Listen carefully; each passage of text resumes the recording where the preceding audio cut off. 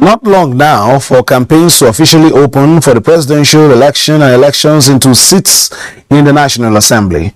Political parties, candidates and their supporters are perfecting their strategies. However, at the other end of the line is the electorate, which like a beautiful bride awaits our next set of suitors, or shall we say toasters, for the younger generation.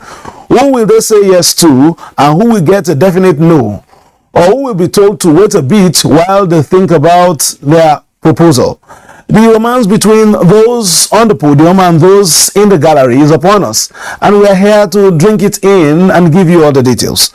Also on political updates today, we will look at the to-do list in the 77th UN General Assembly, and we will also look at the United Kingdom, which bid our longest-serving monarch a fond and spectacular farewell in 10 days of pomp and pageantry. The question, however, lingers: as the UK buried more than its queen, perhaps its continued relevance in its many realms? These and more on the program today. I'm Fisayo Ogunfi. Welcome.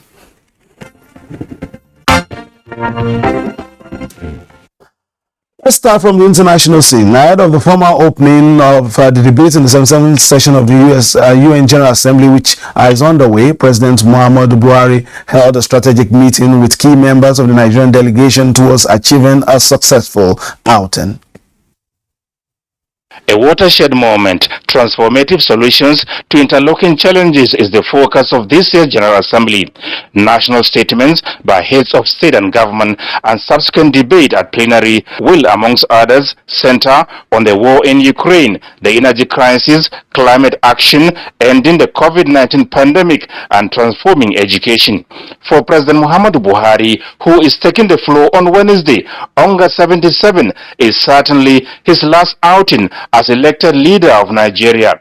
This meeting, attended by key government officials on his entourage, is therefore aimed at fine-tuning strategies towards making his address to the world leaders the most memorable and impactful. I'm sure that in a way he will be saying goodbye to the assembly, and of course that will be tied to the general election. So he is going to reiterate the fact that the elections in Nigeria are going to be peaceful, are going to be free, are going to be fair. And back home, the 8th IGLPR learning event facilitated by the Nigerian Governors Forum has afforded key administrators the opportunity to explore new concepts in revenue generation even as they get closer to the end of their tenures. Improving on internally generated revenue remains a constant issue. Nigeria's revenue base is increasing by the day, and the tax net is not growing as expected to meet national and subnational expectations. Despite our targeted tax authorities, several tax laws, and numerous taxes for levies, majority of the tax-paying public still remain outside the tax net. Now, the convergence of these key drivers in revenue generation is to share experiences and compare notes for effective fiscal regime and management. The theme stems from our work over the last 8 years to strengthen domestic resource mobilization through our IGRO dashboard and help desk programs that have supported the use of evidence in tax reforms, advocacy, and technical assistance provision to states. Experts are building strong views on the impact of revenue in infrastructure development, debt management, job creation, and sustainable GDP growth. In 2020, 18 states increased IGR in 2020 by over 20%. If you do not build a local economy within your state, you cannot grow your IGR. I officially launched the Nigerian Governors Forum Public Finance Database. Nigeria's first reference database for state-level public finance data. The public finance database is expected to strengthen compliance of revenue and services rendered.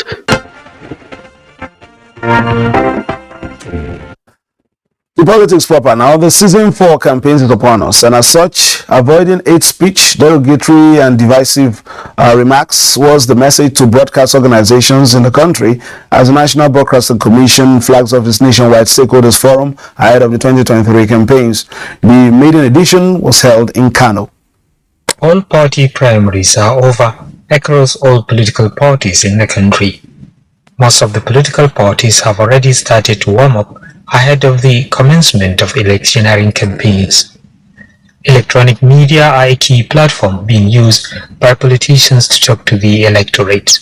The Commission expects broadcasters to give equal access and opportunity to all political players, digital political parties and candidates. The DG is addressing heads of broadcast media organizations in states under the Commission's Kaduna, Maiduguri and Sokoto zonal offices.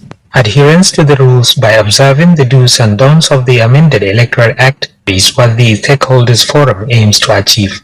It was therefore captioned towards a fair and responsible broadcast coverage of the 2023 general elections, a multi-stakeholder dialogue. The Nigerian Broadcasting Code, the Electoral Act 2022, and other extant laws must be obeyed and followed religiously. Media outlets candidates in the electoral government. I want to also declare that measures are put in place to ensure peaceful campaigns devoid of fraud. Governor Ganduje enjoined the media and players in the political arena to help. So this is met with stakeholders. Is the jurisdiction in our political perspective has in any way not really giving us that directions into where we needed to go. Irene Mwakwe and Peter Inahoro are among many Nigerians who are worried about the nature of political campaigns and the effect of such on the unity of the country. And this precisely is the reason the National Institute for Legislative and Democratic Studies, in conjunction with the Kuka Center, have brought together political actors, the electorates and the media to engage candidates not only on their personalities but also on decent campaigns based on issues confronting Nigerians.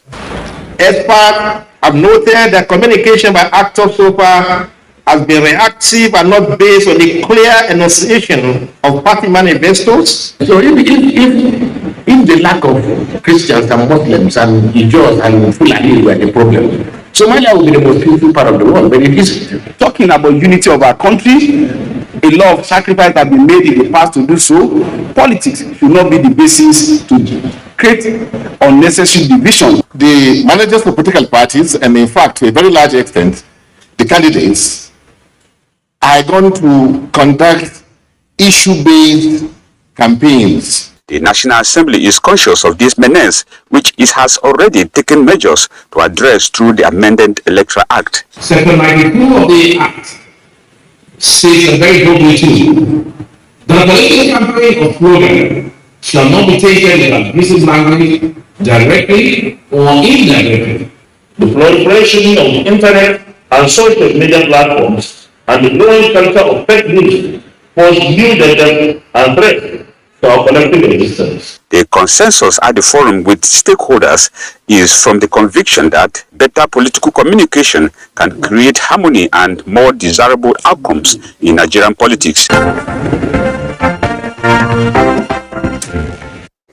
The Federal High Court sitting in Yenagoa has ruled in favor of Senator Erimianyu as eligible to recontest the 2023 general election as the authentic candidate of the All Progressives Congress APC for Bayelsa East Senatorial District.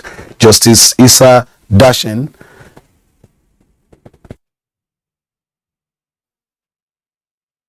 in his ruling described the submission and prayers by Sadagwo Omoni, a senatorial aspirant in Bayelsa East, as lacking merit and should be disregarded. As different candidates finalize plans on campaigns, the role of the party in galvanizing positive momentum behind the standard bearer cannot be overemphasized. Abdullahi Maidoya, governorship candidate on the platform of the New Nigeria People's Party, was with us this week. He says his party is a new movement driven by the ideals of promoting a better Nigeria. My name is Abdullahi Yakubu Maidoya. And I believe I'm the youngest among all the gubernatorial contenders for all the political party. If I can remember very well. I think Nasarawa State was created since 1996 by the regimes of the military administration of General Sani Abacha. But if you can go to Nasarawa State now, you will see Nasarawa State is lack a lot in terms of infrastructures development. If you can compare Nasarawa State with Gombe, which we have been giving all the state together. So that we see it, the politics has to be changed because our parents, or let's say our elders, has to give us chance to try us youth and see how we are going to bring up our own ideologies to the state. Very soon we are going to make our manifestos public, but we have choose at least like 3 areas we are going to give more consideration into. That is the economic sectors, the educational sectors, and the security sectors. Almost all the local governments in Nasarawa State are happy by our ambition to come and run for the governorship candidate in Nasarawa State because people need change. People are looking for who is going to run with the present administrator so that will bring a positive change, a positive development, a positive progress to the state. The area of security, we are planning to see how we will engage our youth because Nasarawa State, we have the largest number of unemployed youth in the state, and even those that are employed, I think some have spent 10-15 years with promotion but without implementations. So we see that the major things that we have to tackle first is how to engage our youth, how to make our youth busy, how to provide opportunities for our youth. The moment we do this, we are going to reduce the insecurity at least by 50 to 60%. Then we see how we are going to engage our farmers, that is with the headers, call them into a meeting, provide all the necessary means for the farmers and means for the headers. What is needed is to bring fairness and equality, that is to each of the tribes in Nasarawa State. We believe by the time that we bring all these things into tables, we are going to do away with the issue of insecurity in Nasarawa State, inshallah. Yes, now NNPP, I believe the waves that we are making, the crowd that we have gathered, and the exodus that people are coming into the NNPP, I think everyone will believe that NNPP has come to stay. And so far we have the best candidate compared to the other candidate in the other political parties. People knows who is leading the party, which is in the person of Dr. Ravi Musa Konkoso. He is doing well, and he has done well in Kano. That is, if you look at his antecedents, that is in the path of lifting the standard of Kano, especially during his second tenure. By looking at me as a young, I believe you'll understand that if we have been given chance to become a governor of Nasarawa State, I'm going to be very easy for everyone, because we always inform people that we are going to run an open government for all, a government that will embrace all the people of Nasarawa State, a government that is going to be open 24 hours for like minds for people who have ideas, for people who have knowledge to come all together to see how we can be able to improve the standard living in the state.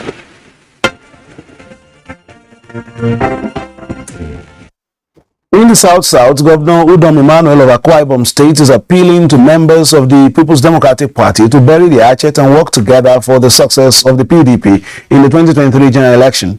He made his comments while fielding questions on his appointment as chairman of the PDP Presidential Campaign Council. Few weeks from now, the ban on political campaigns will be lifted by the Independent National Electoral Commission (INEC), and the People's Democratic Party has constituted its Presidential Campaign Council with Governor Udom Emmanuel as the chairman.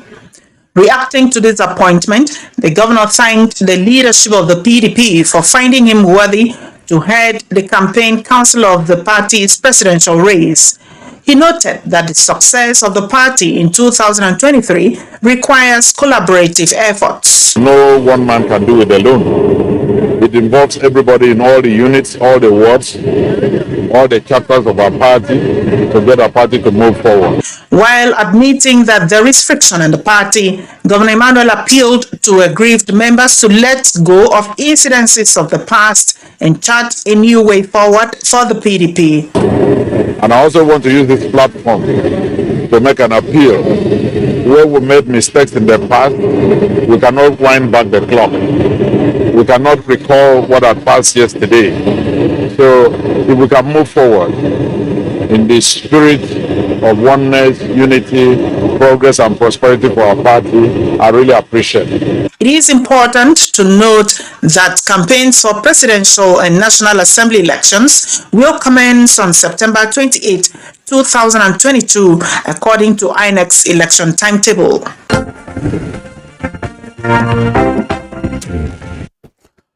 A support group under the All Progressives Congress says it will blend old and young to make its messages permeate the nook and cranny of the country. Groups like these are common sight in an election year. They perform the role of mobilizing more members for the political parties of their choice. For this group, there are reasons to work towards the success of the All Progressives Congress and its presidential candidate, Bola Ahmed Tinubu and Kashim Shettima. We need to place our members on alert to ensure that adequate preparations and motivations are put in place before the real campaigns commence. The National Secretariat of our group has also scheduled 3 levels of training for the state coordinators in every important aspect of our voters' education, vote canvassing, and election monitoring as part of our programs for the general elections.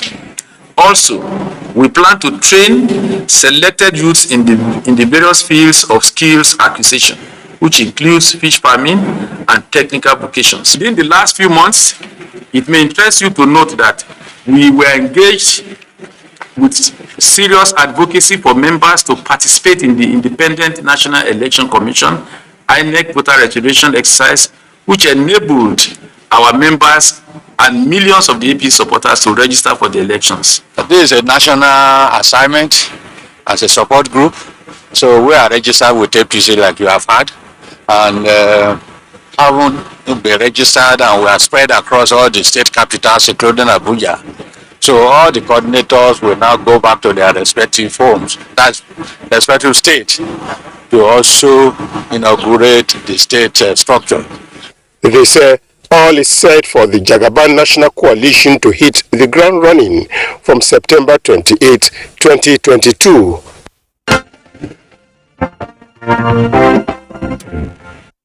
Meanwhile, the Forum of the APC Youths in Abuja has renewed its commitment to the principles of progressive politics and ensuring good governance in Nigeria. These are youth mobilizers from across the country, determined to project and protect the democratic tenets using the All Progressives Congress as their preferred political platform. APC leadership said this is a strategic engagement between stakeholders and the youth in order to fine-tune their perception and equip them with relevant knowledge that will enable them add value to the APC's desire for success in the polls. What is the Nigeria that we want? What is our expectation from the coming administration? What do we want to see in education, in energy, in climate change, in environment? And that is why we've come together as young members of the All Progressive Congress. Is to arising the sensitivity towards the youth engagement, their role in shaping the democracy. It's an event to ginger the youth to participate actively in the upcoming election so that the youth will take their rightful place in governance come 2023. As a critical sector of the nation's human resources, the forum has appealed to the youth to purposefully provide services that will strengthen national unity. In Abuja, Saliu Gwanara, NTA News. And lastly, world leaders and top diplomats were in London on Monday to attend the burial ceremony of Queen Elizabeth II, Britain's longest-serving monarch, who recently died after 70 years on the throne. It was a moment for the United Kingdom to remind the world of its rich political history, of military might, and Her Majesty's unparalleled instinct in statecraft. Nigeria's Vice President Yemi Osinbajo was amongst the dignitaries at the occasion. King Charles III laid a somber procession behind his mother's coffin from Westminster Hall to the Abbey.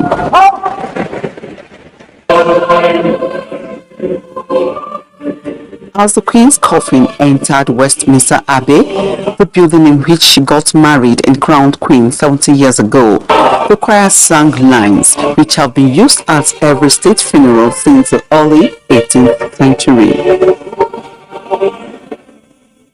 The Dean of Westminster, who led the service, expressed gratitude to the congregation of about 2,000 people, including world leaders and royalty. People of loving service are rare in any walk of life. Leaders of loving service are still rarer.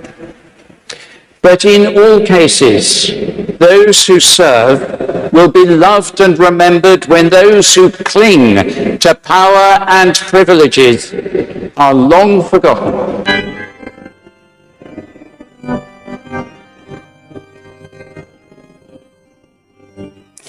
The Queen's coffin proceeded to Wellington Arch at London's Hyde Park corner to the Salon Toll of Big Ben for a more intimate committal service at Windsor Castle.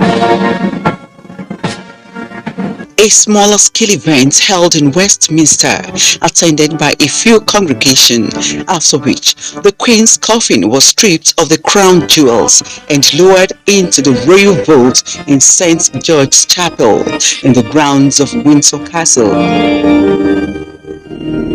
The Queen is buried after a more intimate private family service.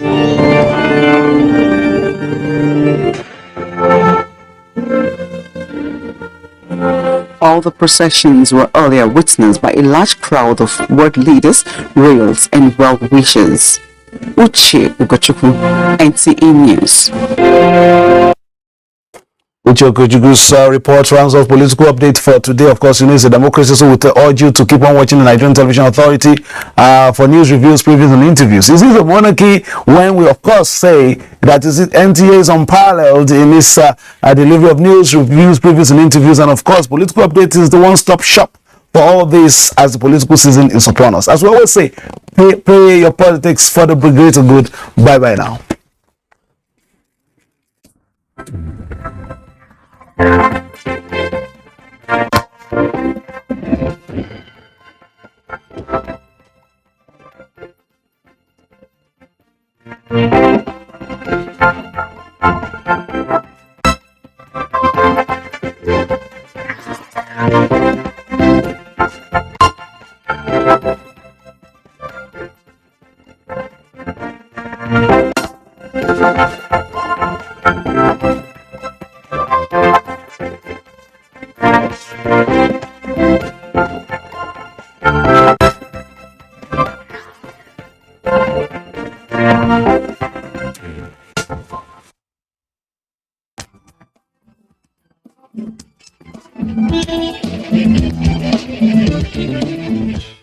A nation without law and order translates to anarchy.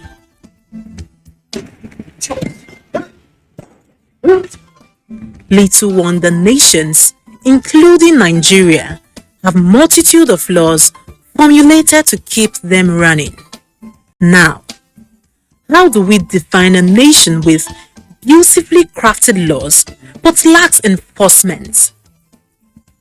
Nigeria is not far-fetched from this. Why do Nigerians find it difficult to play by the rules? Why are there no proper enforcement? Are there some citizens above the law? Why do we obey laws outside the country but return home to disobey our own? What civic lesson are we leaving behind for posterity? I tell you what, the answers to these questions will be thrown open on the floor of conversations this Wednesday, the 21st of September, 2022. Join us at 9 a.m. and be better informed. Law and enforcement, only on Conversations.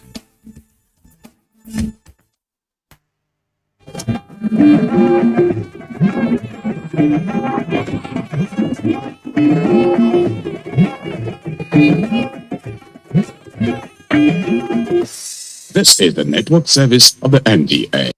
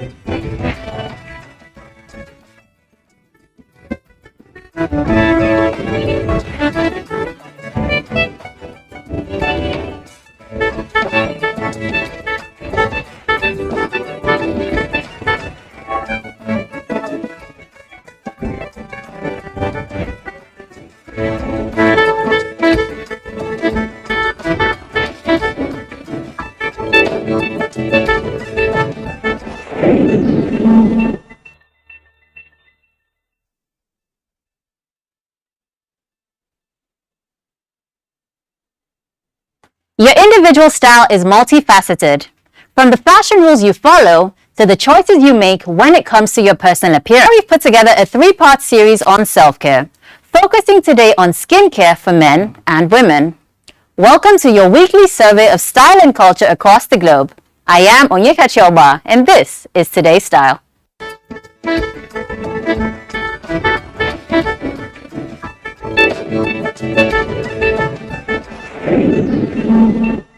We're elevating beauty services to luxury standard. It's all about timeless beauty and endless option. On the show today, you can have it all. Deborah Omale is building an all-inclusive self-care brand at Beauty Secrets Skincare and Spa. We learn about the ancient skincare practice of Moroccan hammam. Envy Salon and Spa breaks down the benefits of facials and massage. How to achieve a radiant look with natural beauty ingredients on your skin and on your plate.